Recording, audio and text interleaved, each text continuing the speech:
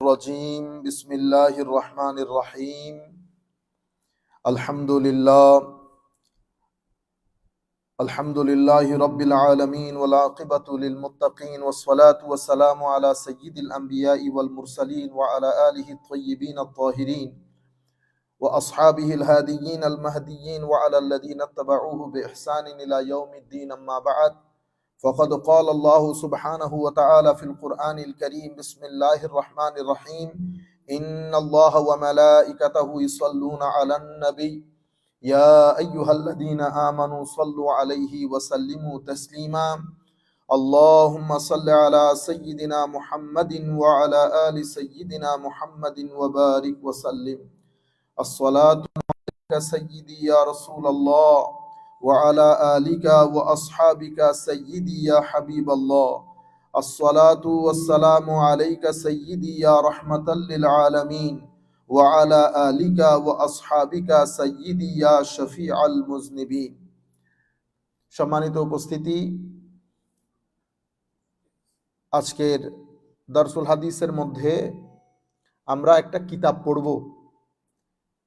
এমনিতে এটা আমাদের ইসলামিক ক্লাসিক্যাল স্টাডির মধ্যে আমরা এই কাজটা আলেম ওলামাদের সাথে বা আমাদের ছাত্র ভাইদের সাথে বসে আমরা যে কোনো একটা কিতাব মুতালা করি। এটা পৃথিবীর সব দেশের মধ্যে এই কালচারটা আছে, যে কোনো একটা কিতাব যে কোনো একটা দিবসের মধ্যে মুতালা করা।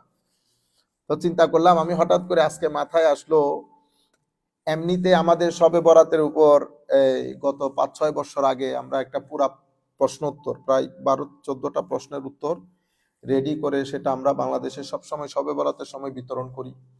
আজকে হঠাৎ মাথায় আসলো আমরা আমাদের এই মসজিদের মধ্যে এই কাজটা শুরু করি।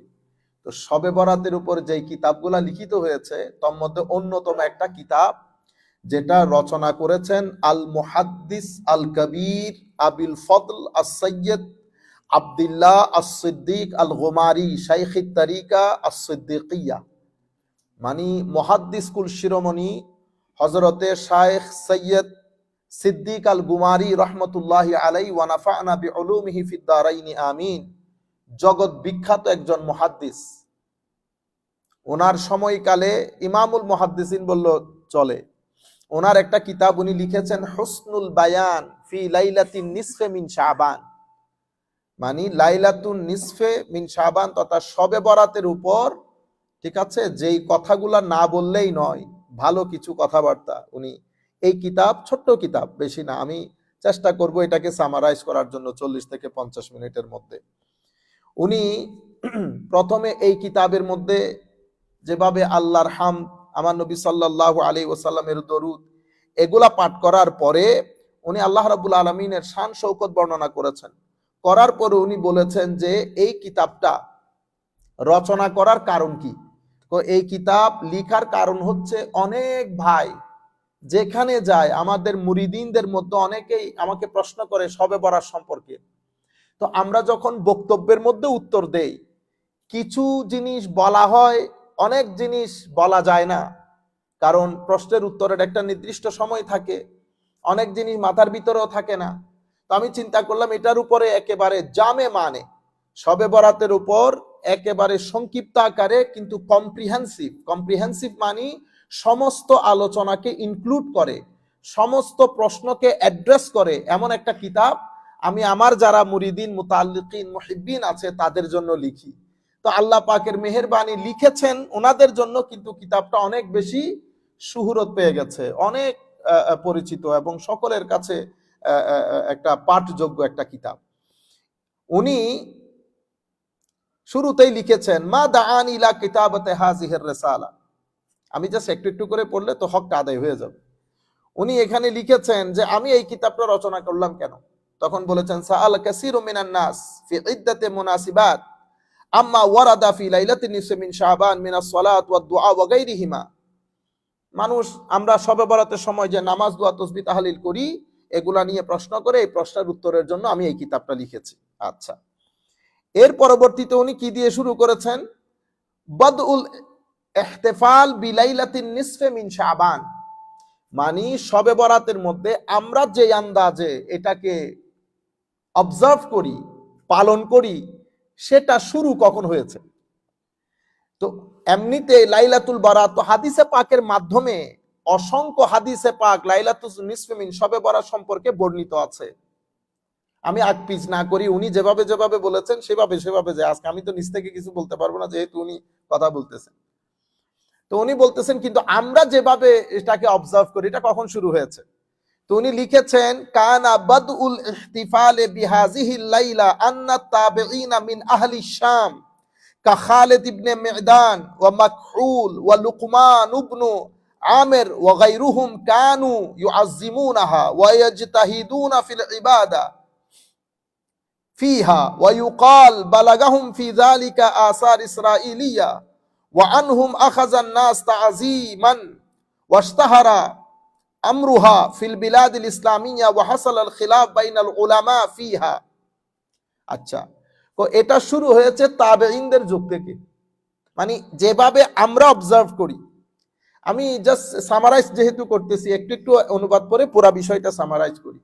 উনি বলতেছেন তাবেঈনদের মধ্যে আমরা যেভাবে অবজার্ভ করি এটা নিয়ে ইখতিলাফ আছে, কিন্তু যেমন হযরত খালিদ বিন মি'দান, মাকহুল, লুকমান ইবনে আমির রাদিয়াল্লাহু তাআলা আনহুম আজমাইন, ওনারা শবে বরাতকে আমরা যেভাবে পালন করি শাম দেশ তথা সিরিয়ার মধ্যে ওনারা এভাবে পালন করেন।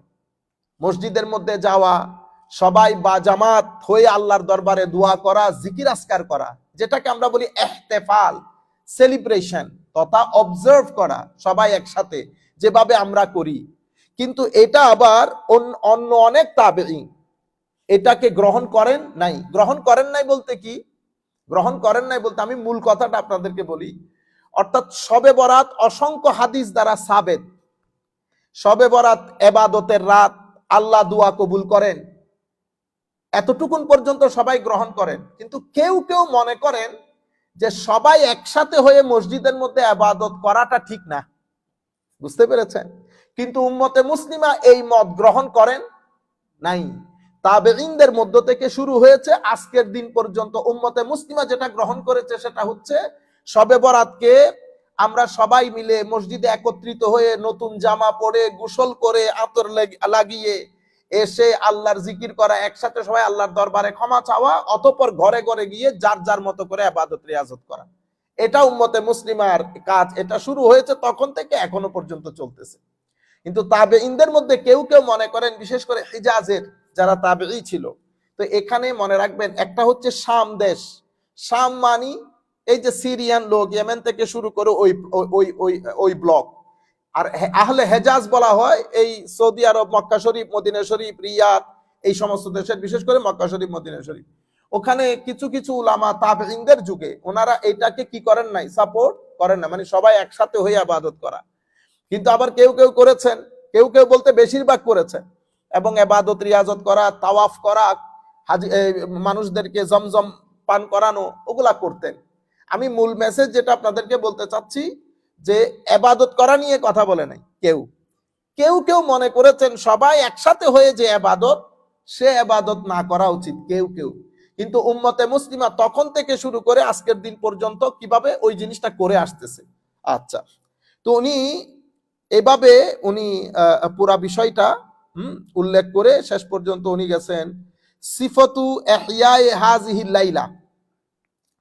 তো এই রাতটাকে অবজার্ভ কিভাবে করব, তো উনি লিখতেছেন ইখতালাফা উলামাউ আহলি শাম ফি সিফাতে ইহইয়াইহা ফামিনহুম মান ক্বালা ইস্তাহিব্বু ইহইয়াউহা ফিল মাসাজিদ জামাআতান ওয়া হাযা রা'য়ু খালিদ বিন মি'দান ওয়া লুকমান ইবনে আমির وغيرهما فإنهم كانوا يلبسون فيها أحسن ثيابهم ويتبخرون ويكتحلون ويقومون في المسجد লাইলাতাহুম তিলক। একই কথা, ইখতিলাফাল উলামা মানে কি করব এটা নিয়ে উলামায়ে কেরামের মধ্যে, উলামা এখানে আমাদের কথা বলতেছে না, তাবেঈনদের জমানা। ও তখন এই মিনহুম মান ক্বালা ইস্তাহিব্বু, তাবেঈনদের মধ্যে কেউ কেউ বলেছেন এটা মুস্তাহাব। তো এই কারণে ওনারা কি করতেন, মসজিদের মধ্যে সবাই বা জামাত একত্রিত হতেন। ঠিক আছে, যেমন খালিদ বিন মি'দান, লুকমান ইবনে আমির, এই সমস্ত বড় বড় তাবেঈনরা ভালো কাপড় পরিধান করে, কোহল লাগিয়ে, আতর লাগিয়ে মসজিদের মধ্যে জমা হতেন। আবার এই জিনিসটাকে কোন কোন তাবেঈ এটাকে গ্রহণ করেন নাই। ওনারা বলেছেন না, ঘরের মধ্যে বসে ইবাদত করেন, কিন্তু উম্মতে মুসলিমার আমল এটার উপরই জারি আছে। উম্মতে মুসলিমার আমল এটার উপরই জারি আছে এবং কুল কায়নাত করতেছে। কিন্তু ইয়াস্তাহিব্বু, এটা মুস্তাহাব কাজ, ফরজও না, ওয়াজিবও না, সুন্নতে মুআক্কাদাও না, মারামারি কাটাকাটি হবে না। বুঝতে পেরেছেন? যার যেমন খুশি, কিন্তু উম্মতে মুসলিমার আমল এটার উপরই জারি আছে। ঠিক আছে? আচ্ছা, এরপরে উনি আবার এটাও বলেছেন যে ফি কিয়াম জামাত লাইসা যালিকা বিবিদআ, ওনারা বলতেছেন না, এটা বিদআ হবে না। তারপরে নাকালাহু আনহু হারবাল কিরমানি ফি মাসাইলি ওয়া মিনহুম মান ক্বালা ইয়াকরাহুল ইজতিমা লিস-সালাত। কেউ কেউ মনে করেছেন যে মসজিদের মধ্যে একত্রিত হয়ে ওয়াজ তাকরীর করা, দোয়া দরুদ পড়া, সবাই একসাথে হওয়া বা জামাত, এটাকে কেউ কেউ মনে করেছেন এটা ঠিক জিনিস না, মাকরুহ কেউ কেউ। কিন্তু আমি বারবার আপনাদেরকে বলতেছি, উম্মতে মুসলিমা আমল করেছেন কোনটার উপর? সবাই মিলে আমরা যেভাবে অবজার্ভ করতেছি, সেটা সেই যুগ থেকে এই যুগ পর্যন্ত কুল কায়নাত ওইটার উপরই আমল করেছে। এটা আমরা পরে একটু একটু করে করে আসবো। আচ্ছা, এর পরবর্তীতে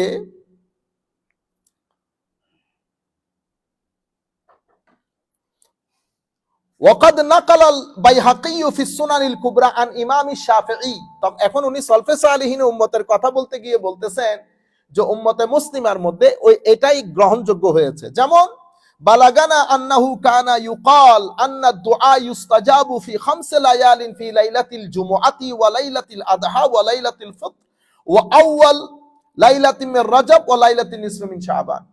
উনি বলছেন, ইমাম বাইহাকি সুনানুল কুবরার মধ্যে ইমাম শাফিঈ থেকে রায় বর্ণনা করতেছেন। উনি বলেছেন 5টা রাতে দোয়া কবুল হয়। কোন 5টা রাত? লাইলাতুল 2 ঈদের রাত, রজবের প্রথম রাত এবং লাইলাতুল নিসফি মিন শাবান। এই 5টা রাতে, জুমার রাত, রজবের প্রথম রাত, 2 ঈদের রাত এবং শবে বরাত, এই 5টা রাতে আল্লাহর দরবারে দোয়া কবুল হয়।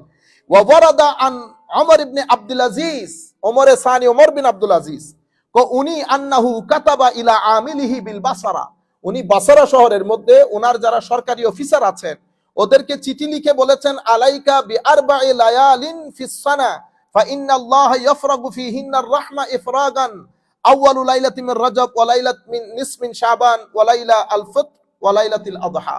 উনি বলেছেন 4টা রাত যেন তোমরা অবজার্ভ করো, 4টা রাত, যে 4টা রাতের মধ্যে আল্লাহ রাব্বুল আলামিন আল্লাহর রহমতের দরজা বন্যা বইয়ে দেন মখলুকাতে খোদার জন্য। এই 4টা রাত তোমরা অবজার্ভ করবা। সেগুলা কি কি? এই যে রাতগুলার কথা বলেছি, লাইলাতুল নিসফি মিন শাবান, শবে বরাতের রাতও সেখানে উল্লেখযোগ্য। এই জন্য হযরত সিদ্দিক আহমদ গুমারি রহমতুল্লাহ আলাইহি কিভাবে জাস্টিস করতেছেন দেখেন, এক পেশে কথা বলতেছেন না, সকলের রায় তুলে ধরেছে। তুলে ধরে উনি বলছেন উম্মতে মুসলিমার রায়েজ রায়, প্রতিষ্ঠিত রায় হচ্ছে সবাই একসাথে আমরা যেভাবে অবজার্ভ করি সেভাবে অবজার্ভ করা। ফদলু হাযিহিল লাইলা। এখন উনি কি করলেন? উনি রাতের ফজিলত বর্ণনা করতেছেন। এই রাতের ফজিলত বর্ণনা করতে গিয়ে উনি বলেছেন যে প্রথম কথা হচ্ছে, যেই কোরআনে পাকের যেই আয়াতে, সূরা দুখানের যে আয়াত লাইলা মুবারাকা, উনি বলেছেন, মেজরিটি মুফাসসিরিন বলেছেন, আব্দুল্লাহ ইবনে আব্বাস রাদিয়াল্লাহু তাআলা রায় সহ, এটা লাইলাতুল কদর। কিন্তু এখানে আরো একটা রায় আছে যেটা ইকরিমা থেকে বর্ণিত, আরো অনেক উলামায়ে কেরাম বর্ণনা করেছেন যে এখানে রাত শবে বরাত। কিন্তু মেজরিটি, আমি যেটা জুমার মধ্যে বলেছি সেই কারণে এটা আর রিপিট করতেছি না। তো এখন উনি এই সংক্রান্ত যত হাদিস এসেছে উনি এই কিতাবের মধ্যে বর্ণনা করেছেন। এটা হচ্ছে আল্লাহ রাব্বুল আলামিন এক একজনকে এক এক ইলম দান করেন। আমরা যদি দুনিয়াতে আবার আসি, এখন চলে গিয়ে আবারও আসি, এতগুলা হাদিস, এতগুলা কিতাব তিনি একত্রিত করা সম্ভব না। তো আমাদের জন্য বিরিয়ানি করে দিয়েছে, সবকিছু মওজুদ। এখন আমরাও বিসমিল্লাহ করে প্রথম হাদিস আমি জাস্ট একটু একটু করে আপনাদেরকে বলবো। উনি বলেছেন যতগুলা হাদিস শবে বরাতের ব্যাপারে বর্ণিত হয়েছে, অনেকগুলা হাদিস দঈফ আছে। আমাদের এখানে বলা হচ্ছে দঈফ মানে মতরুক, ইন্না লিল্লাহি ওয়া ইন্না ইলাইহি রাজিউন। না, হাদিসে দঈফ হাদিসের একটা প্রকার। হাদিস যেই হাদিসটা হাদিসে দঈফ হবে, আমরা কোনোদিন ইনশাআল্লাহ এটা বর্ণনা করবো, আজকে অন্য জায়গায় চলে গেলে কিতাব শেষ হবে না। হাদিসে দঈফ মানে কিছু শর্ত পূরণ না হওয়ার কারণে উলামায়ে কেরাম বলেন এই হাদিসের সনদ দঈফ। কিন্তু এটা দিয়ে ফজিলত, মুস্তাহাব, ফাজাইলে আমাল এগুলা করতে পারবে। হাদিসে দাইফ মানি রিজেক্টেড না, হাদিসে দাইফ মানি এটা সনদের দিক থেকে ওই স্ট্যাটাস পূর্ণ না, বিবিসি সিএনএন না। আপনারা বুঝতে পেরেছেন? বিবিসি সিএনএন গ্রহণযোগ্য যেভাবে, ঠিক আছে? তো এখানে বিবিসি সিএনএন বাদেও তো যেমন আল জাজিরা, তা আল জাজিরা কি মতরুক? মতরুক না। আপনারা বুঝতে পেরেছেন? হাদিসে দাইফ দ্বারা সাবেত। তো হাদিসে দাইফ আমলের ক্ষেত্রে গ্রহণযোগ্য। উনি বলতেছেন যদিও কিছু হাদিস এমন আছে যেটা এক কিতাবের মধ্যে বর্ণিত হয় নাই। যেমন একটা হাদিস আমি আপনাদেরকে জুমার দিন বলেছি, 10 জন সাহাবী বর্ণনা দিয়েছেন 10 তরিকায়। তো কোন একটা জায়গার মধ্যে যদি দুর্বলতা থাকে, আরেকজনের মাধ্যমে দুর্বলতাটা কি হয়ে যায়? দূর হয়ে যায়। তো উনি সব হাদিসগুলো এনে বলেছেন হ্যাঁ হাদিসের মধ্যে কথাবার্তা আছে, তো আমরা তো এটা দিয়ে ফরজ সাবেত করতেছি না, মুস্তাহাব বলতেছি, মুস্তাহাব। আপনারা বুঝতে পেরেছেন? এটা আমরা সবাই জানি। আচ্ছা, উনি বলেছেন যেমন ইবনু মাজাহ শরীফের হাদিসটা প্রথম এনেছেন। ইমাম ইবনু মাজাহ, যেভাবে আমি জুমার দিন বলেছি, অসংখ্য মুহাদ্দিসিন হাদিসের কিতাবের মধ্যে শুধু হাদিস উল্লেখ করেন নাই, এটার উপরে চ্যাপ্টার বর্ণনা করেছেন। তো এখানে একটা ফিলোসফি, এখানে একটা উসুল আমরা সবাই যারা যেখান থেকে বসে শুনতেছেন বোঝা দরকার। যখন মুহাদ্দিসিন হাদিস বর্ণনা না করে কোনটা কিছুর উপরে চ্যাপ্টার করেন, ওই চ্যাপ্টারের আন্ডারে হাদিস আনেন, তাইলে বোঝা যাচ্ছে ওই মুহাদ্দিস এটা বিশ্বাস করতেন। নতুবা চ্যাপ্টার বানালেন কেন? উনি তো কোন একটা জায়গার মধ্যে হাদিসটা ঢুকাই দিতে পারতেন, কিন্তু সেটা করেন নাই। তো উনি লিখেছেন বাকায়দা বাবুল কিতাবুল লাইলাতুন নিসফি মিন শাবান, এই অধ্যায় শবে বরাত সংক্রান্ত অধ্যায়। লাইলাতুন নিসফি মিন শাবান মানে শাবানের 15 তারিখের অধ্যায়। তাইলে এভাবে অসংখ্য উলামায়ে কেরাম অধ্যায় কায়েম করেছেন। সেই অধ্যায়ের মধ্যে উনি লিখেছেন ইজা কানা লাইলাত, এটা হযরত আলী ইবনে আবি তালিব থেকে বর্ণিত, ইজা কানা লাইলাতুন নিসফি মিন শাবান ফাকুমু লাইলাহা ওয়া সুমু নাহারাহা ফাইন্নাল্লাহ তাআলা ইয়ানজিলু ফিহা লিগুরুবিশ শামসি ইলা সামাঈদ দুনিয়া ফায়াকুলু আলা মিন মুস্তাগফিরিন ফাআগফির আলা, আলা মিন মুস্তারজিকিন ফাআরযুকা, আলা মিন মুবতালান ফাআওয়াফিয়া, আলা কাযা আলা কাযা হাত্তা ইয়াতলা আল ফাজর। তো শবে বরাতের দিন যখন শবে বরাত আসবে, ইজা কানা লাইলাতুন নিসফি মিন শাবান ফাকুমু লাইলাহা, তোমরা শবে বরাতের রাতে ইবাদত রিয়াজত করে এটা অতিবাহিত করো, observe it, okay, stay awake, do ইবাদা as much as you can, ওয়াসুমু নাহারাহা, তারপরের দিন রোজা রাখো, তারপরের দিন রোজা রাখো। কেন? শবে বরাতের রাত আল্লাহ রাব্বুল আলামিন অ্যাকর্ডিং টু হিজ স্ট্যাটাস, আল্লাহ কোন শরীরের মধ্যে, আল্লাহ উপরেও আসেন না নিচেও যান না, কারণ আল্লাহর জন্য না কোনো উপর না কোনো নিচে। কিন্তু কথা যেহেতু আমাদের সাথে বলতেছে, আমরা উপর নিচ ছাড়া বুঝি না, সেই কারণে বলছে আল্লাহ আল্লাহর শান অনুযায়ী তার রহমত নিয়ে বান্দার নিকটে চলে আসে। কখন থেকে? এমনিতে প্রত্যেক রাতে আসে অর্ধরাত্রির পরে, কিন্তু শবে বরাতে সূর্যাস্তের পরপর চলে আসে। এবং আমার আল্লাহ আওয়াজ দিতে থাকেন, আছে কেউ আমার কাছে রিজিক চাওয়ার? তোমাদের মধ্যে কেউ আছে আমার কাছে ক্ষমা চাওয়ার? আমি ক্ষমা করে দেব। কারো রিজিক দরকার, আমি রিজিক দেব। কারো কোনো বলা মুসিবত চলতেছে, সে এখান থেকে মুক্তি পাইতে চাচ্ছে, দরকার হলে চা আমি করে দেব। আলা কাজা আলা কাজা, এভাবে আল্লাহ অনেক কথা বলতে থাকেন। এবং এভাবে হাত্তা ইয়াতলা আল ফাজর, একেবারে ফজর পর্যন্ত, সুবে সাদিক পর্যন্ত আল্লাহ রাব্বুল আলামিনের এই ঘোষণা চলতে থাকে, এই ঘোষণা চলতে থাকে। তো আমি, এক ভদ্রলোক আমাকে বলেছেন, এটা আমি বলে দেই, পাকিস্তানের একজন ভদ্রলোক আলেম, উনি দুনিয়া থেকে চলে গেছেন। আপনি ফরমায়া कि फकुमु शबे बरात का रोजा, शबे बरात रात को तो रोजा नहीं होता, रात को रोजा नहीं होता, रोजा तो दिन को होता है। ओ अल्लाह का बंदा, थोड़ा सा होश होनी चाहिए, दुनिया से फौत हो गया, हम दुआ करते हैं अल्लाह के दरबार में अल्लाह माफ फरमाए। और शबे बरात का रोजा वो रात की रोजा नहीं होता, इस तरह क्रिटिसाइज नहीं करते।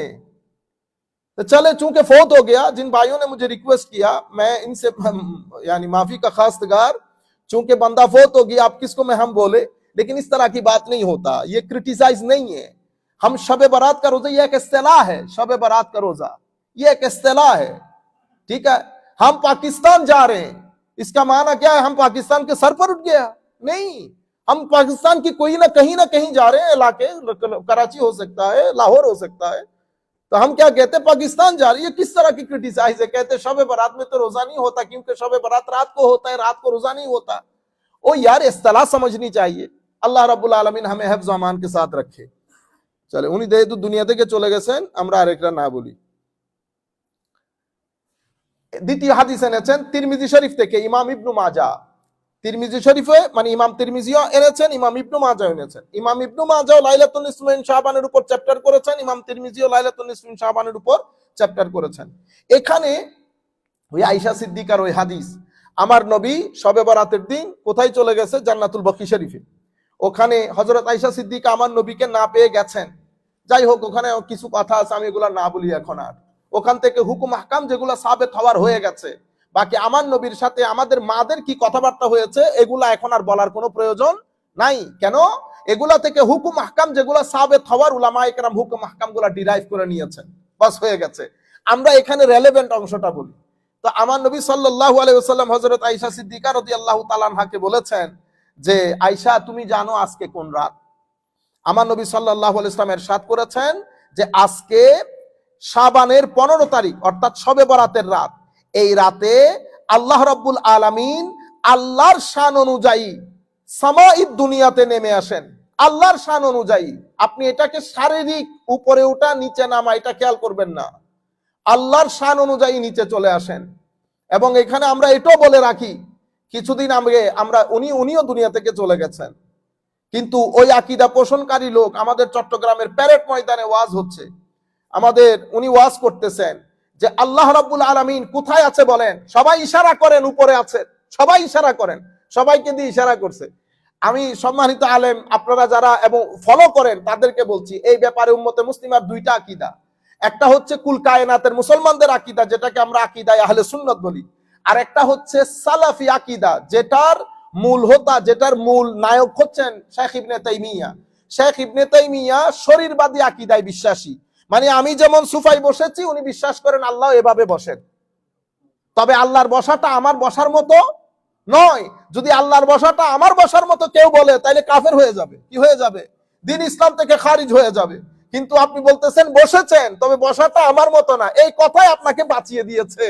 তো আপনি কুফর থেকে কোথায় চলে গেছেন? আমি বলতেছি না, উম্মতে মুসলিমার উলামায়ে কেরাম আইম্মায়ে কেরামের দৃষ্টিতে কেউ এই ধরনের কথা বললে পথভ্রষ্ট হবে। এবং এই কথাগুলো উম্মতের কথা বলেছেন লেস দেন 5%। এখন আপনি যদি বরাত মজলিসে বলেন আল্লাহকে ইশারা করতে আল্লাহ উপরে আছে, তো লাইসা কামিসলিহি শাই ওয়া হুয়াস সামিউল বাসীর। আপনি যেই সাবজেক্টের লোক না, আমি অনুরোধ করব সবাইকে আমরা যেন ওই সাবজেক্ট নিয়ে গুতাগুতি না করি। আর যখন করব তখন মানুষকে এইভাবে বলবো যে এই আয়াত নিয়ে কথা আছে দুই ধরনের, কেউ এটা বলেছে, উম্মতে মুসলিমা এটা বলেছে, তাইলে মানুষের কাছে জিনিসটা পরিষ্কার হয়ে গেল। এখন আমি আধা জিনিসকে হাইড করে আমি যেটা বিশ্বাস করি সেটা বলে বিসমিল্লাহ করে সেফ প্যাসেজ নিয়ে চলে গেলাম, এটাকে কি বলে? এটাকে সাদাকাত তথা সত্যবাদিতা বলে না। আল্লাহ রাব্বুল আলামিন আমাদের হামি ও নাসির হোক। তো আল্লাহর শান অনুযায়ী আসেন, এবং সেই দিন আল্লাহ রাব্বুল আলামিন বনি কাল তাদের কাছে অসংখ্য ছাগল, অগণিত ছাগল তারা লালন পালন করত। আমার নবী বলছেন ছাগলের যত কেশ তার চেয়ে বেশি আল্লাহ উম্মতকে ক্ষমা করে দেন, তবে শর্ত হচ্ছে তারা শিরক করতে পারবে না, তাদের ভিতরে হেট্রেট লালন করতে পারবে না। যাদের ভিতরে শিরক আছে, হেট্রেট আছে, তারা ছাড়া আল্লাহ সবাইকে ক্ষমা করে দেবে শবে বরাতের রাতে। আচ্ছা, এটা দ্বিতীয় নম্বর হাদিস। তৃতীয় নম্বর হাদিসের মধ্যে সেম, তৃতীয় নম্বর হাদিসের মধ্যেও সেম। এভাবে উনি এক হাদিস, দুই হাদিস, তিন হাদিস, চার হাদিস, আমি নতুন কিছু থাকলে আপনাদেরকে বলবো, পঞ্চম হাদিস একেবারে ইমাম আহমদ, ইমাম তাবরানী, ইমাম ইবনু হিব্বান, এভাবে সাবে সামেন 8 নম্বর হাদিস, শেষ পর্যন্ত 9, 10, একেবারে 10-এর মধ্যে গিয়ে উনি হাদিস যেটা এনেছেন সেটা ইমাম বাইহাকি আন মাকহুল আন কাসির ইবনে মুররা আন নবী সাল্লাল্লাহু আলাইহি ওয়াসাল্লাম। একই কথা, লাইলাতুন নিসফ মিন শাবানের মধ্যে আল্লাহ সবাইকে ক্ষমা করে দেন, শুধুমাত্র মুশরিক এবং মুশাহিন ছাড়া। তো উনি কি করেছেন? উনি এই ব্যাপারে যত হাদিস, যত কিতাবের মধ্যে এসেছে সবগুলো এখানে বর্ণনা করেছেন। টোটাল 10টা হাদিস বলেছেন, টোটাল 10টা হাদিস বলেছেন। এই 10 হাদিসগুলো সমস্ত উলামায়ে কেরাম, যেভাবে আমি আপনাদেরকে লিস্ট বলেছি গত জুমার মধ্যে, কিছু আমরা আলোচনা করব ইনশাআল্লাহ, তাড়াতাড়ি আমরা এই জিনিসগুলা থেকে মুক্তি পেয়ে যাই। এরপরে উনি কিছু আসার মানে সাহাবায়ে কেরামের কথা, তাবেঈনদের কথা উনি এখানে এনেছেন। হ্যাঁ, এর পরবর্তীতে উনি যেমন হযরতে আন্না আলিয়ান খারাজা লাইলাতুন নিসফি মিন শাবান, হযরত আলী থেকে শবে বরাতের একটা কথা এনেছেন, এবং হযরতে সাঈদ বিন মনসুর থেকে একটা হাদিস শরীফ এনেছেন। এরপরে আরো অসংখ্য জায়গায় উনি হাদিস শরীফ এনে এই এটা আমাদেরকে বুঝিয়েছেন যে শবে বরাতের ফজিলত রয়েছে, শবে বরাতের ফজিলত আল্লাহর দরবারে রয়েছে। কেন? আল্লাহ রাব্বুল আলামিন আল্লাহর বান্দাদের, অসংখ্য বান্দাদেরকে এই দিন ক্ষমা করে দেন। সেটা হাদিসে পাক, অসংখ্য হাদিস, যেমন 10টা হাদিস শরীফ উনি এনেছেন, কোরআনের আয়াত থেকে উনি লাইলাতুম মুবারাকা থেকে ওই কথাটা আমাদের সম্মুখে তুলে ধরেছেন এবং বলেছেন যে হাদিসগুলার ব্যাপারে, কোন একটা হাদিসের ব্যাপারে বলা হয়েছে এই হাদিস দাঈফ, কোন জায়গায় বলা হয়েছে এই হাদিসের অমুক বর্ণনাকারী দাঈফ। বলে যে হাদিসগুলা দাঈফ হলো একটার ঠেলায় আর একটা কি হয়ে যায়, শক্তিশালী হয়ে যায়। আর যদি দরিও দাঈফ, তবুও তো আমরা এটা দাঈফের মাধ্যমে মুস্তাহাব সাবেত হয়। আমরা একজন বিশ্ব বরেণ্য মুহাদ্দিসের কথা শুনতেছি, আমাদের তথাকথিত শাইখ মাইক আমাদের টাইপের লোকের কথা না, এটা আলেমদের কথা শুনতেছি। আপনারা বুঝতে পেরেছেন? এরপরে উনি বলতেছেন মা ইউকালু মিনাদ দুআই ফি হাযিহিল লাইলা, এই রাত্রে আমরা যে দোয়া পড়ি, এই রাত্রে কি দোয়া পড়ব? তখন উনি একটা দোয়া বলেছেন, যেটা উনি বলেছেন হাদিসে পাকের মাধ্যমে এটা সাবেত। সেটা কোনটা? যেটা আয়েশা রাদিয়াল্লাহু তাআলা আনহা উঠেছেন, দেখেছেন আমার নবী নামাজ পড়তেছেন শবে বরাতের সময়, উনি আমার নবী দীর্ঘ সিজদা দিয়েছেন, দীর্ঘ সাজদার কারণে আমার হযরত আয়েশা সিদ্দিকা রাদিয়াল্লাহু তাআলা আনহা মনে করেছেন আমার নবী ফৌত হয়ে গেছেন, আমার নবী দুনিয়া থেকে রুখসত হয়ে গেছেন, ওয়াফাত পেয়ে গেছেন। এত লম্বা সিজদা ছিল। তো আয়েশা সিদ্দিকা রাদিয়াল্লাহু তাআলা আনহা আমার নবী সাল্লাল্লাহু আলাইহি ওয়াসাল্লামকে ধরেছে, হাত রেখেছে গায়ে। তখন ফাকাল আলী ইয়া আয়েশা তাজানিন আলী ফি কিয়ামে হাযিহিল লাইলা, কুলতু নাআম বিআবি ওয়া উম্মি, ফাকাম ফাসাজাতা লাইলান তাবিলান হাত্তা জানানতু আন্নাহু কদ কুবিত ফাকুমতু, আমি উঠে দাঁড়ালাম, আমি আমার পরে উঠে দাঁড়িয়ে আমার নবী যখন একটু নাড়াচাড়া করেছে বুঝলাম যে, পরে দেখলাম আমার নবীর জবান থেকে একটা দোয়া আসতেছে। একটা দোয়া, কি দোয়া? আমরা সবাই একটু একটু করে পড়লে মুখস্থ হয়ে যাবে। আউযু বিআফুবিকা, আউযু বিআফুবিকা, আউযু বিআফুবিকা মিন ইকাবিক। তাইলে এখন কি হইল? আউযু বিআফুবিকা মিন ইকাবিক, আউযু বিআফুবিকা মিন ইকাবিক, এতটুকুন হয়ে গেছে। এরপরে আবার আউযু বিরিদাকা মিন সাখাতিক, আউযু বিরিদাকা মিন সাখাতিক ওয়া আউযু বিকা মিনকা, ওয়া আউযু বিকা মিনকা জাল্লা ওয়াজহাক লা উহসি সানাআন আলাইক আনতা কামা আসনাইতা আলা নাফসিক।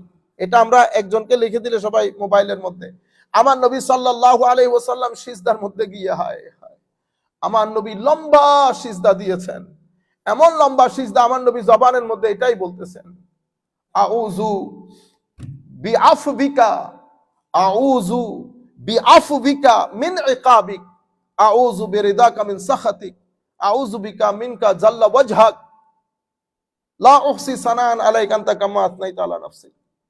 আমার আল্লাহ, এটার অর্থ কি? আল্লাহ, আমি আপনার কাছে পানা চাচ্ছি, আপনার দয়া অনুগ্রহের ওসিলায় আপনার শাস্তি থেকে পানা চাচ্ছি। এটা কে বলতেছেন? আমার নবী সাল্লাল্লাহু আলাইহি সাল্লাম, যার জন্য আল্লাহ আখিরাত সাজিয়েছেন। ইনার আব্দিয়ত দেখেন, কিভাবে নিজেকে মাটির সাথে মিশিয়ে দিয়েছে। বুঝতে পেরেছেন? আল্লাহ রাব্বুল আলামিন আমাদের হামি ও নাসির হোক। তো উনি সিদ্দিক আহমদ গুমারি রহমতুল্লাহ আলাইহি উনি বলেছেন যে দোয়া যেগুলো এসেছে আমরা যেন ওগুলার উপর একতাওয়া করি। কিছু কথা উনি আরো বলেছেন, আমরা তাড়াতাড়ি শেষ করার জন্য। এবং আমরা যেটা মনে করি, উনি বলেছেন আসলুদ দোয়া আল মাশহুর বাইনাল আওয়াম, সাধারণ মানুষের মধ্যে কিছু দোয়া অনেক বিখ্যাত হয়ে গেছে, কিন্তু এগুলার কোনো আসল, কোনো জড় শরীয়তের মধ্যে নাই। এগুলো আমাদেরকে মাথায় রাখতে হবে, আমরা মাঝখানে থাকতে হবে। নাই যেগুলা সেগুলো আনবো না, যেগুলা উলামায়ে কেরাম নিষেধ করেছেন সেগুলা এখানে আনবো না, যেগুলা আছে সেগুলা। যেমন উনি যে জিনিসটা বারবার বলতে চেয়েছেন, আমাদের দেশের শবে বরাত, ঠিক আছে, ছেলেরা আসে মসজিদের মধ্যে, আমরা মসজিদ সাজাইলাম, আপনারা 12 রাকাত নামাজ পড়া শুরু করি সবাই, ঠিক আছে, এরপরে ছেলেরা দলে দলে বিভিন্ন দোকানে আড্ডা টাড্ডা মেরে রাতের 2:30-3টার সময় আসে, না এটা না, এটা তো মতরুক, এগুলা তো একেবারে বর্জনীয়। এগুলার মাধ্যমে শবে বরাত বদনাম হয়, শবে বরাত বদনাম হয়। উনি এগুলা নিষেধ করেছেন। তো কেন? আমাদের আওয়ামরা মনে করে বস এই একটা দোয়া পড়ে শবে বরাতে আল্লাহ ক্ষমা করে দিবেন, আর নামাজ দোয়া লাগবে না, আর নামাজ দোয়া লাগবে না। এটা শবে বরাতের সাথে বেয়াদবি। কেন? আমার আল্লাহ রাব্বুল আলামিন আমাদেরকে একটা সুযোগ দিয়েছেন, আমরা আদবের সাথে সেই সুযোগটা গ্রহণ করব।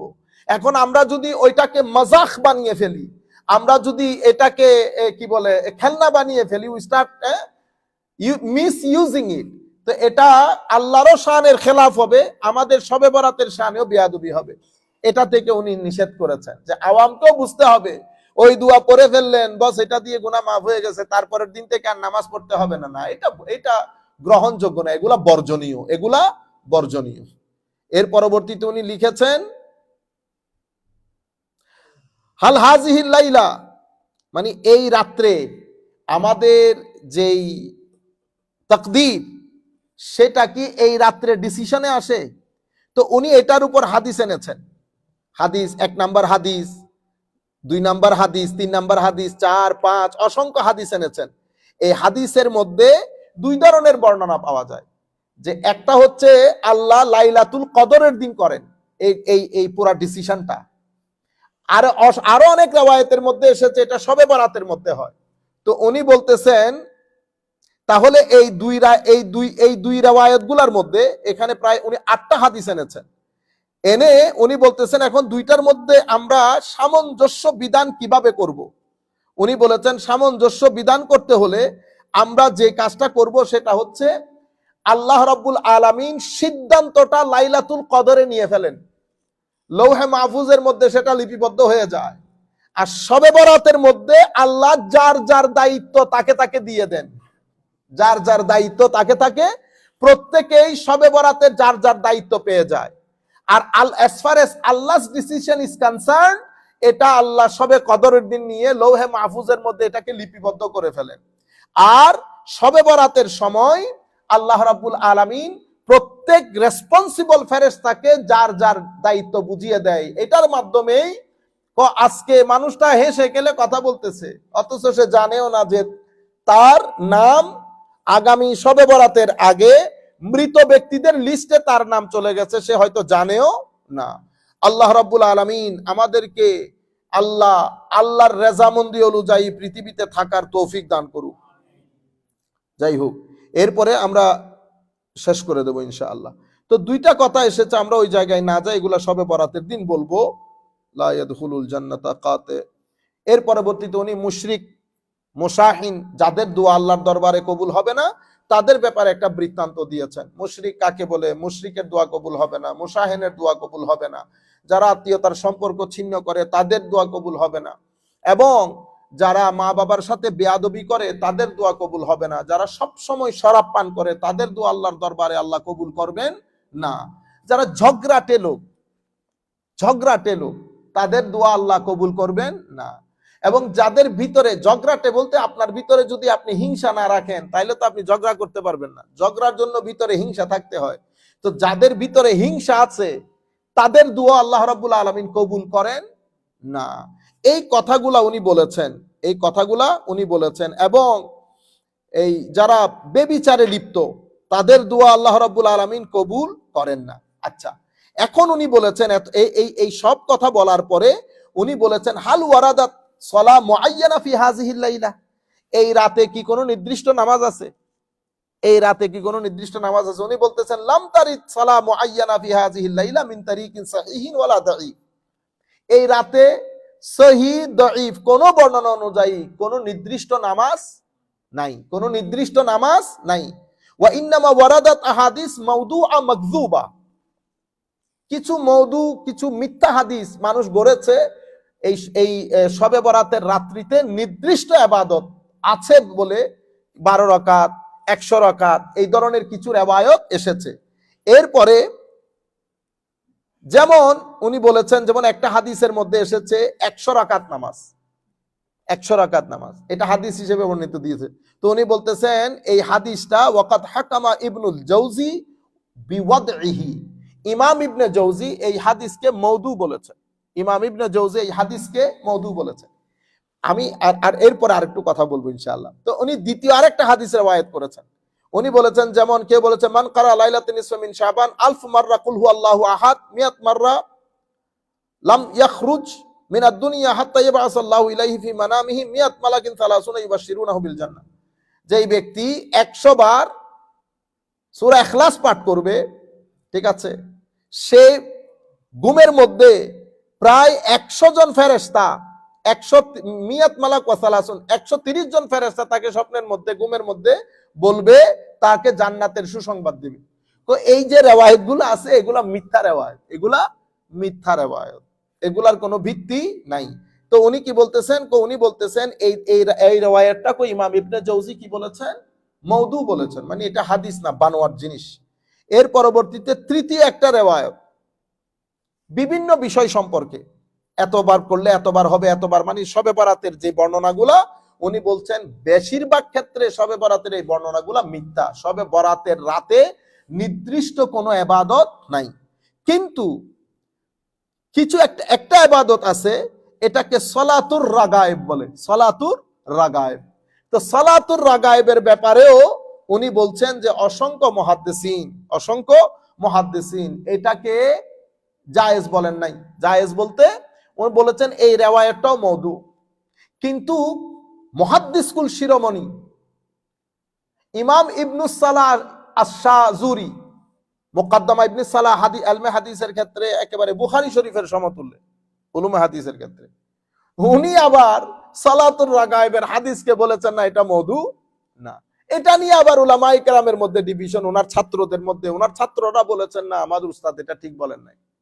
কিন্তু উনিও তো ইমাম ইবনুস সালাহ, ঠিক আছে, ওনারা তো শুধুমাত্র কিতাবি আলেম ছিলেন না, সিজদার আলেমও ছিলেন। আবার ওনার সাথে সুলতানুল উলামা ইমাম ইজ্জুদ্দিন ইবনে আব্দুস সালামের সাথেও অনেক ইখতিলাফ হয়েছে। যাই হোক, তো উনি বলেছেন যে এই আমরা যেভাবে, তো আমরা এই রাতটা পালন কিভাবে করব, ইবাদতের মাধ্যমে। কিসের ইবাদত? আপনি নফল নামাজ পড়বেন, তাহাজ্জুদ পড়বেন, হ্যাঁ, আমরা সালাতুত তাসবিহ পড়লেন, আপনি যত মন চায় নিয়ত করে আল্লাহকে সন্তুষ্ট করার জন্য যত মন চায় আপনি নফল পড়বেন। কিন্তু নির্দিষ্ট কোন নামাজের বর্ণনা উনি বলতেছেন কিতাবের মধ্যে আসে নাই, কিতাবের মধ্যে আসে নাই। উলামায়ে কেরাম সলফে সালেহিন উম্মত যার যার মতো করে ইবাদত করতেন, যার যার মতো করে ইবাদত, কোরআনে পাকের তিলাওয়াত থেকে শুরু করে, এই তাহাজ্জুদ থেকে শুরু করে, তওবার নামাজ থেকে শুরু করে, এই সালাতুত তাসবিহ থেকে শুরু করে যতটুকুন মন চায় আপনি পড়তে পারবেন। উনি যে বলতেছেন যে নির্দিষ্ট করে যে এই রেওয়ায়েত এতটুকুন পড়লে 100 বার পড়লে এই সওয়াব, 200 বার পড়লে এই সওয়াব, এই ধরনের কোন রেওয়ায়েত শবে বরাতের মধ্যে বর্ণিত হয় নাই, এই কথাটা উনি বলেছেন। তারপরে আমরা কিতাব একেবারে শেষের দিকে এই ইমাম ইবনু হাজার হাইতামি সহ অনেকেই ওনার সাথে এই ব্যাপারে মত পার্থক্য করেছেন।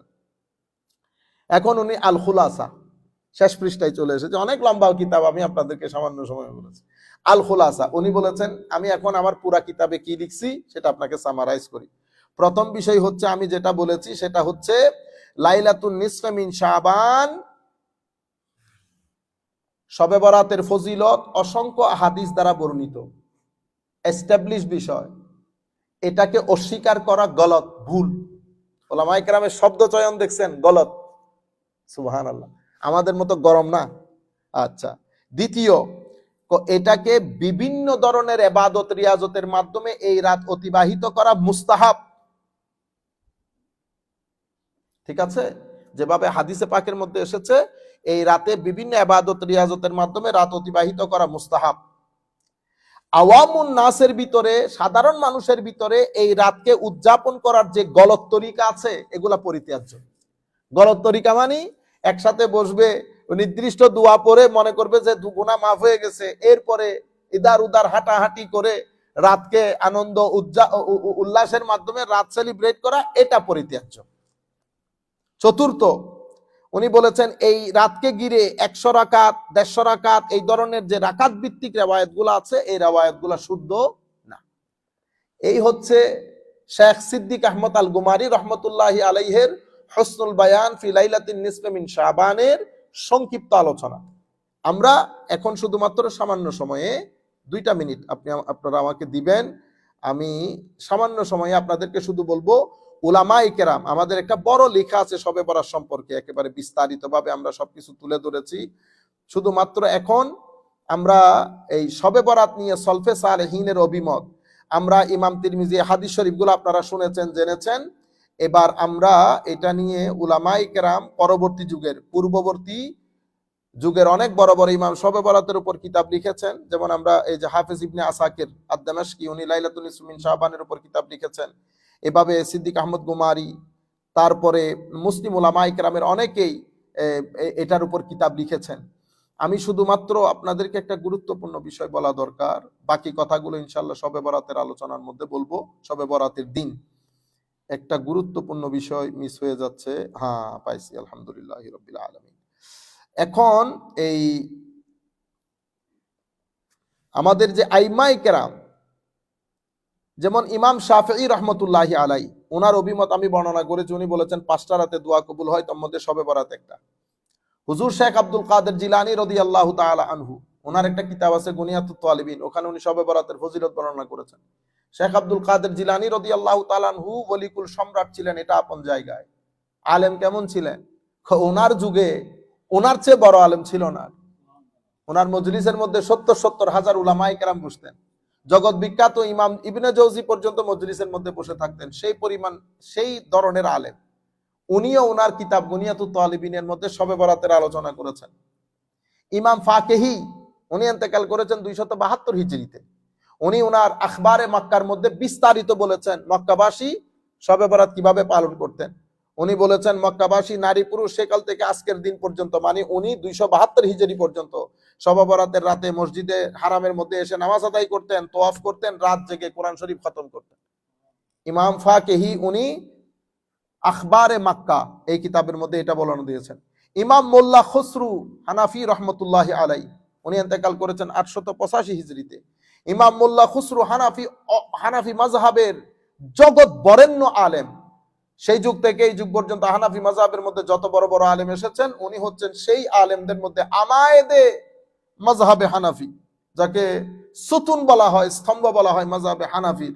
উনি বলেছেন রমজানের শেষ 10 রাত, 2 ঈদের রাত, জিলহজ মাসের প্রথম 10 রাত, শাবানের 15 তারিখ তথা শবে বরাতের রাত ইবাদত করা মুস্তাহাব। ওনার কিতাব দুরারুল হিকাম শারহে গুরারুল আহকাম, এই কিতাবের মধ্যে উনি মুস্তাহাব বলেছেন। ইমাম ইবনে নাজম আল মাসরি আল হানাফি, উনি বরেণ্য হানাফি মাযহাবের ইমাম। উনি ইন্তেকাল করেছেন 970 হিজরিতে। ওনার বিখ্যাত কিতাব, এটা সবাই জানে, বাহরুর রায়েদ। ওই কিতাবের মধ্যে উনি একই অভিমত ব্যক্ত করেছেন যে শবে বরাতে ইবাদত করা মুস্তাহাব বলেছেন। উপমহাদেশের বিশ্ব বরেণ্য মুহাদ্দিস, যাকে বাদ দিলে আপনি ওখানে মুহাদ্দিস দাবি করতে পারবেন না, শেখ শাহ আব্দুল হক মুহাদ্দিস দেহলভী, শাহ আব্দুল হক মুহাদ্দিস দেহলভী, ওনার বরেণ্য কিতাব মা সাবাতা বিসুন্নাহ ফি আইয়ামিস সানা, মা সাবাতা বিসুন্নাহ হিসেবে বিশ্ব বরেণ্য, সকলের কাছে পরিচিত এবং সমাদৃত। প্রায় আমার মনে হয় প্রায় উলামায়ে কেরামের লাইব্রেরির মধ্যে এই কিতাবটা আছে। ওই কিতাবের মধ্যে উনি শবে বরাতের উপর একটা অধ্যায় করেছেন, রাতের ফজিলত বর্ণনা করেছেন এবং ওই রাতে ইবাদতের কথা বলেছেন। ইমাম জুহাইলি কিছুদিন আগে ইন্তেকাল করেছেন। বর্তমান যুগে এই বিংশ শতাব্দীতে উনি হানাফি মাযহাবের উপর যে কাজ করেছেন, সেটা গত 100-150 বছরে এটার কোনো নজির পাওয়া যায় না। উনি এই হানাফি মাযহাবের উপর একটা বরেণ্য কিতাব লিখেছেন, ইমাম অনবদ্য সৃষ্টি ফিকার কিতাবে উনি আল ফিকহুল ইসলামী ওয়া আদিল্লাতুহু, আল ফিকহুল ইসলামী ওয়া আদিল্লাতুহু, এটা প্রায় 22 থেকে 25 খণ্ডের কিতাব। অতি অল্প বয়সে দুনিয়া থেকে চলে গেছেন, দিমাশকের লোক, সিরিয়ার লোক, অতি অল্প বয়সে দুনিয়া থেকে চলে গেছেন। 22 খণ্ডের কিতাব, আপনি চিন্তা করে দেখেন মানে কেমনে এগুলো সম্ভব হয়েছে। ওই কিতাবের মধ্যে ইমাম জুহাইরি বলেছেন যে এই 2 ঈদের রাত, লাইলাতুল কদর, রমজানের শেষ রাত এবং শবে বরাতের রাতে ইবাদত জেগে ইবাদত করা মুস্তাহাব। এই বিষয়ে অনেক সহিহ হাদিস রয়েছে। ভোর পর্যন্ত অধিক হারে ইস্তেগফার করা উত্তম বলেছেন উনি। পূর্ববর্তী পরবর্তী, যাতে এটা একটা ডকুমেন্টারি হয়ে যায় সবার জন্য। আচ্ছা, সলফে সালেহিনে উম্মত, হায় হায়। এবং শেখ ইবনে তাইমিয়া বলেছেন, আমরা প্রত্যেকেই তো শেখ ইবনে তাইমিয়ার কথাই বলি, আমরা যারা জানি না, উনি আল ফতোয়া, ওনার ফতোয়ার মধ্যে বলেছেন শাবানের 14 তারিখের রাজের ফজিলত সম্পর্কে অনেক হাদিস এবং আসার রয়েছে। সলফে সালেহিনে উম্মতের মধ্যে কেউ কেউ এই রাত জেগে নফল নামাজ আদায় করতেন, উনি ওনার ফতোয়ার কিতাবের মধ্যে বলেছেন। এবং ওনার একটা কিতাব আছে ইকতিদাউ সিরাতুল মুস্তাকিম, এই কিতাবের মধ্যে উনি বলেছেন শবে বরাতের ফজিলত সম্পর্কে অসংখ্য হাদিসে মরফু, আসার তথা সাহাবা এবং তাবেঈনদের অভিমত বর্ণিত হয়েছে, যেগুলো প্রমাণ করে এটা একটা ফজিলতপূর্ণ রাত। সলফে সালেহিনের কেউ কেউ এই রাতে ইবাদত বন্দেগী করতেন। পবিত্র মদিনা নগর সহ অনেক জায়গায় পূর্ববর্তী পরবর্তী অনেক উলামা এটাকে যদিও স্বীকার করেছেন, কিন্তু এই সংক্রান্ত বর্ণিত হাদিসের সমালোচনা করেছেন। তবে একটা হাদিসের সমালোচনা কেউ করতে পারে না, যেটা সম্পর্কে আমার নবী বলেছেন যে ওই দিন বনি কালবের ছাগলের কেশের মতো করে আল্লাহ মানুষকে ক্ষমা করে দেন। এটা ইবনে তাইমিয়া মানে অস্বীকার করতে করতেও স্বীকার না করে পারেন নাই। ইবনে তাইমিয়ার একটা স্টাইল আছে, ইবনে তাইমিয়ার একটা স্টাইল আছে, এটা হলো ইবনে তাইমিয়ার স্টাইল। প্রথমে হি হা হা করে সবকিছু বলবে, পরে কি লিখে দেয় জানেন? আমরা জানি কোন কোন উলামা অস্বীকার করেছে, বাদাল উলামা, উনি ওই বাদার জায়গার মধ্যে কি লিখে দেয় জানেন? কাসীর, অনেক উলামা অস্বীকার করেছেন। অনেক উলামা অস্বীকার করলে উম্মতে মুসলিমা কখনো এটাকে গ্রহণ করতেন না। এটা হলো টেকনিক। বাদুনের জায়গায়, সাম স্কলার্স এর জায়গায় আপনি লিখে দিয়েছেন মেনি স্কলার্স। এটা হলো স্টাইল অফ ইবনে তাইমিয়া। এটা যারা ইবনে তাইমিয়াকে বুঝে পড়ে তারা খুব ভালো করে জানে। আমি শুধু আপনাদেরকে বলতে চাচ্ছি, ইক্তেদাউ সিরাতুল মুস্তাকিম কিতাবের মধ্যে উনি বলতে বাধ্য হয়েছে যে শবে বরাত সম্পর্কে অসংখ্য হাদিস এবং সাহাবায়ে কেরাম তাবেঈনদের মতামত এসেছে। এই রাতে উলামায়ে কেরাম, আবার এই রাতে অনেক সলফে সালিহিনের আইম্মায়ে কেরাম ইবাদত করেছেন। এখানে আবার অনেক বলে নাই, এখানে বলেছে কেউ কেউ ইবাদত করেছেন। ও কেউ কেউ ইবাদত করলে এটা এত বিখ্যাত হয়? অস্বীকারের জায়গায় অনেক লাগাই দিয়েছেন, ইবাদত যারা করে ওখানে জায়গায় বাদুন লাগিয়ে দিয়েছেন। কিন্তু শুরুতে কি বলেছেন দেখছেন? শুরুতে বলেছে অনেক হাদিস এসেছে। তো অনেক হাদিস আসলে এটা ইনকার করে কেমনে? কিন্তু তবুও আল্লাহর মেহেরবানি, আল্লাহর দরবারে শুকরিয়া যে উনি না করে পারেন নাই। তাইলে আমি আপনাদেরকে এখন কি কাজ করলাম? পূর্ববর্তী যুগের উলামায়ে কেরাম, পূর্ববর্তী যুগের উলামায়ে কেরামের মধ্যে আমরা আপনাদেরকে বলেছি হাদিস, এই হাদিসে পাক কতজন সাহাবায়ে কেরাম বর্ণনা দিয়েছেন, মানে শবে বরাত সংক্রান্ত হাদিস। আবু বকর সিদ্দিক, হযরতে আলী, হযরত আয়েশা সিদ্দিকা, মুআজ ইবনে জাবাল, আবু মুসা আশআরী, আবু হুরায়রা, আউফ বিন মালিক, হযরত আবি সালাবা রাদিয়াল্লাহু তাআলা আনহু, এত সংখ্যক মুহাদ্দিসিন এই হাদিসগুলো বর্ণনা করেছেন। এবং এই শবে বরাতের হাদিসের উপরে, শবে বরাতের হাদিসের উপরে চ্যাপ্টার কায়েম করেছেন অসংখ্য মুহাদ্দিসিন, অসংখ্য মুহাদ্দিসিন। যেমন ইমাম ইবনে মাজাহ তার কিতাবের মধ্যে চ্যাপ্টার রচনা করেছেন, ইমাম তিরমিজি করেছেন, ইমাম আহমদ ইবনে হাম্বল করেছেন, ইমাম আব্দুর রাজ্জাক, আমাদের ভাইরা বুঝেও না জানেও না, আব্দুর রাজ্জাক এটা চিনিও না, ওপরে কেমনে চিনবেন? ইমাম আব্দুর রাজ্জাক ইমাম বুখারীর আগের লোক, ওনারা প্রথম সারির মানে প্রথম গ্রুপের মুহাদ্দিস। ইমাম বুখারী রহমতুল্লাহ আলাইহি যে 6 জন সিহাসিত্তার বরাম তাদের আগের লোক। ইমাম বাইহাকি, ইমাম বাজ্জার আগের লোক, ইমাম ইবনু হিব্বান, ইমাম তাবারানি, ইমাম মুহাম্মদ। কয় ইমাম একজন বলতেছে কয় ইমাম মুহাম্মদ এগুলা কোত্থেকে বলেন? আল্লাহ, ইমাম মুহাম্মদ হইলে ইমাম মুহাম্মদ আশ-শাইবানি, ইমামে আজমের ছাত্র বেটা, যারে বাদ দিলে ইসলামী আইনের আধা কেটে ফেলতে হবে, ইমাম মুহাম্মদ। তো ইমামে আজম যদি তাবেঈ হয় তাহলে ইমাম মুহাম্মদ কি হবে? তাবেউত তাবেঈ। ইমাম বুখারীর অনেক অনেক অনেক উপরের, অনেক উপরের। শুধু আপনি মাযহাবের ইমাম না, ঠিক ইমাম শাফিঈর উস্তাদ ইমাম আহমদ ইবনে হাম্বল হচ্ছে ইমাম ইনাদের নাতি ছাত্র, আর ইমাম আহমদ ইবনে হাম্বল ইমামে আজমের প্রতি ছাত্র। কারণ ইমাম শাফিঈ পড়েছেন ইমাম মুহাম্মদের কাছে, ইমাম মুহাম্মদ, ইমাম আবু ইউসুফ, ইমাম জুফর, ইনারা হচ্ছেন ইমামে আজম আবু হানিফার সবচেয়ে জলিলুল কদর ছাত্র। ইমাম ওয়াকি বিন জাররাহ, ইমাম আব্দুল্লাহ ইবনে মুবারক, সবাই ইনারা ইমামে আজমের জলিলুল কদর ছাত্র। আল্লাহ রাব্বুল আলামিন আমাদের হামি ও নাসির হোক, মাওলাই করিম আমাদেরকে কবুল করুক। আপনারা এতক্ষণ বসে আমাদের এই আলোচনা শুনেছেন, আমরা চেষ্টা করেছি, এটা যদি আপনাদের সাথে যায় না, কিন্তু আমিও চিন্তা করলাম যে একটা কিতাব অন্তত পড়ে ফেললে শুরু থেকে শেষ পর্যন্ত সামারাইজ করা, অন্তত একটা কিতাবের কিছু হইলো ফিউজাত পাইলাম, আর পুরা বিষয় সম্পর্কে আমাদের একটা কনসেপচুয়াল ক্লারিটি হইলো। আমি যেটা আপনাদের দূর দূরান্ত থেকে যতগুলা মানুষ শুনতেছেন, অসংখ্য মানুষ শুনবেন, আমি আপনাদেরকে বলবো কালচারালি যে কাজগুলো আপনারা করেন সেটা বাদ দিবেন না। একটা জাতি সংস্কৃতি বাদে বাঁচে না। একটা জাতির কিছু লোকাল কাস্টমস থাকে, রীতিনীতি থাকে।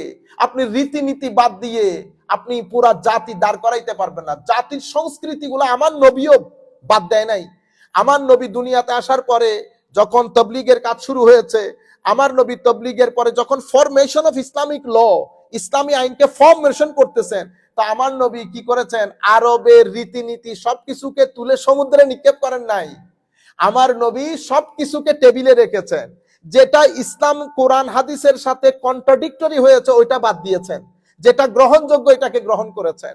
যেমন বিবাহের ক্ষেত্রে আরবদের মধ্যে অনেক ধরনের বিবাহের নীতি প্রচলিত ছিল, আমার নবী সবকিছু তুলে সমুদ্রে নিক্ষেপ করেন নাই। যেটা কোরআন হাদিসের সাথে কন্ট্রাডিক্টরি হয়েছে বাদ দিয়েছে। তাদের ওখানে বিজনেস ট্রানজাকশনের ক্ষেত্রে, বেচা কেনার ক্ষেত্রে অনেক ধরনের রীতিনীতি প্রচলিত ছিল, আমার নবী সবকিছুকে তুলে সমুদ্রে নিক্ষেপ করেন নাই। আমার নবী রেখেছেন, কোরআন হাদিসের সাথে অ্যানালাইসিস করে দেখেছেন কোনটা কন্ট্রাডিক্টরি, যেটা কন্ট্রাডিক্টরি সেটাকে বাদ দিয়েছেন, যেটা রাখার সেটাকে রেখেছেন। আপনি কোন জাতির, প্রত্যেক জাতির নিজস্ব কিছু স্বকীয়তা থাকে, স্বতন্ত্রতা থাকে, তার কালচার থাকে, ট্রেডিশন থাকে, রীতিনীতি থাকে। আপনি কোন জাতিকে মেরে ফেলতে হলে তার রীতিনীতি মেরে ফেললে জাতি এমনিতে মরে যাবে। আপনারা বুঝতে পেরেছেন? সুতরাং এটা আমাদের part of our culture, this is rich culture. এটা আমাদের, স্পেশালি আমরা যারা মুসলমান, বাংলাদেশ, ইন্ডিয়া, পাকিস্তান, আমরা অসম্ভব এই মেহমান নামাজি করি, আমরা মেহমানদারি করি মানুষের। আমাদের মতো মেহমানদারি পৃথিবীর কেউ করতে পারে না। আপনি গ্রাম অঞ্চলে চলে যান, এই যে আমরা মাহফিলের মধ্যে যাই, আপনি 20-20, 30-30 তরকারি দিয়ে আমাদেরকে মানুষ খাওয়ায়। আপনি গ্রাম অঞ্চলে চলে যান, মানুষ ছাগল জবাই করে দেয়। এটা হচ্ছে আমাদের, এটা part of hour history, part of our culture. আমরা এই বড় দিনগুলো যখন অবজার্ভ করি, আমরা চেষ্টা করি আমাদের আত্মীয় স্বজন সবার সাথে আমাদের খাওয়া দাওয়া গুলা শেয়ার করতে। আমরা হালুয়া রুটি পাখাই, এখন আপনারা বন্দুক ধরছেন হালুয়া রুটির উপর, ঠিক আছে? যে হুজুর হালুয়া রুটির উপর বন্দুক ধরেছে, উনি কিন্তু আবার রমজান আসলে ধুমাইয়া চনা বুট আর পেঁয়াজু খায়। তো উনি আবার নিজেকে জিজ্ঞেস করে না, ও বা হালুয়া রুটি যদি না জায়েজ হয় তো চনা বুট পেঁয়াজু কি কারণে জায়েজ হয়ে গেল? আপনি যে এই যে বেগুনি, এই পেঁয়াজু, এই কত জাতের জিনিস, এই বন একটার ভিতরে জিনিস ঢুকাইতে ঢুকাইতে ঢুকাইতে এটার নাম দিয়েছেন বার্গার, না জায়েজ বলছেন। ও এটা জায়েজ না জায়েজের বিষয় না, এটা আমাদের কালচার। পৃথিবীর কেউ চনাবুট পেঁয়াজু দিয়ে নাস্তা করে না, ইফতার করে না, আমরা করি। বুঝতে পেরেছেন? তো এগুলা কি আপনি নাজায়েজ বলবেন? না, নাজায়েজের বিষয় না। আপনি যে আপনার, আমি এক আলেমকে আমি চিনি, তো এগুলা কি? এগুলো আল্লাহ রসুলের যুগে ছিল না। তো আপনার মেয়ের বিয়েতে আপনি যে কাচ্চি বিরিয়ানি বানাইছেন, ওইটা আমার নবী আজ হজরতে আমাদের মা ফাতেমা রাদিয়াল্লাহু তাআলা আনহার বিয়ে হয় নাই, তো আমার নবী ওখানে কাচ্চি বানাইছিল, আপনি যে কাচ্চি বানাইছেন। ইন্না লিল্লাহ, এগুলা কি করেন জাতিকে? আর আমাদের লোকজনও সুযোগ পাইছে, আমাদের মহিলারও আলহামদুলিল্লাহ বন্ধ করে দিছে, ছেলেরা জানেও না পিঠা কি। আমি আমার এই আওয়াজ যেখানে যেখানে যাচ্ছে, আমি আপনাদেরকে বিনয়ের সাথে অনুরোধ করব, আপনারা হালুয়া বানাবেন, পরোটা বানাবেন, গরিব আত্মীয় স্বজনকে দিবেন। যেই সমস্ত আমাদের ভিক্ষুক ভাইয়েরা যারা সহযোগিতার জন্য আসে, তাদেরকে টাকা পয়সাও দিবেন, তাদেরকে টাকা পয়সাও দিবেন, সাথে সাথে তাদেরকে পরোটার হালুয়াও খাওয়াবেন। এবং এগুলো ছাড়বেন না। রমজানের মধ্যে আপনারা ছোলা পেঁয়াজু দিয়ে নাস্তা রমজান করেন, ইফতার করেন, কোনো অসুবিধা নাই। আমরা সাহারির সময় আমরা দুধের ভাত খাই নাই, সাহারির সময় ঘি দিয়ে। কেউ বলেছেন কথা, আমাদের উলামা যারা আজকে ফলোয়া রুটির বিরুদ্ধে লাগাইছেন, দেখি নাই আপনাদেরকে 3 সোয়ানে আপনাদেরকে 2 প্লেটে হয়েছে, দবাইয়া খাইয়া আপনাদেরকে 3 জনে তুলতে হয়েছে, সব দেখছি। বুঝতে পেরেছেন? ঘি পারেন নাই, কারণ ঘি তো আপনি নিজে কিনে খাবেন না। 1800 টাকার ঘি, মাইনচের ঘি পাইছেন তো হাফ ঢেলে দিচ্ছেন, 3 জনে মিলে ধরে তুলতে হয়েছে। সেইটা আবার হালুয়া রুটির বিরুদ্ধে, হালুয়া রুটি না জায়েজ। ইন্না লিল্লাহি ওয়া ইন্না। আর আমাদের লোকজন আল্লাহ রসুলের যুগে ছিল না। তুমি বেটা কেএফসি খাইয়া বাইরে হইছো, যেটা আল্লাহ রসুলের যুগে ছিল না। বুঝতে পেরেছেন আপনারা? এগুলা হইলে একটা জাতিকে সাংস্কৃতিক দিক থেকে, কালচারালি একটা জাতিকে মেরে ফেলা। আপনি কি রাখতে চাচ্ছেন? কোনো কিছু লাগবে না, শুধুমাত্র আসবেন আর যাবেন। সেই কারণে আমাদের ছেলে, অসংখ্য ছেলে নামাজ পড়তে আসে, সালাম পর্যন্ত দেয় না। আচ্ছা, আমারে দেও না, মুরব্বিয়ানে কেরাম দেখো না, তাদের কইলে একটা সালাম দাও। এ হইলো দিন, কিছু লাগবে না, শুধু ঢুকবেন আর বের হবে। আল্লাহ রাব্বুল আলামিন আমাদের হামি ও নাসির হোক। মাওলাই করিম আমাদেরকে কবুল করুক। আল্লাহ রাব্বুল আলামিন কুল কায়নাতের উম্মতকে শবে বরাতের ফুয়ুজাত দিয়ে ধন্য করুক। বিশেষ করে আমাদের তরুণ প্রজন্মকে আল্লাহ শবে বরাতের ফুয়ুজাতে ধন্য করুক। শবে বরাতের ফুয়ুজাতের পানি দিয়ে আমরা আমাদের অন্তরাত্মাকে ধুয়ে আমরা যেন মাহে রমজানের জন্য পরিপূর্ণরূপে প্রস্তুতি নিতে পারি, সেই তৌফিক আল্লাহর উপরন্ত দয়া আদরের দিকে তাকিয়ে আল্লাহর পেয়ারা রাসূলের ওসিলা জিল্লাহ যেন আল্লাহ আমাদেরকে দান করেন।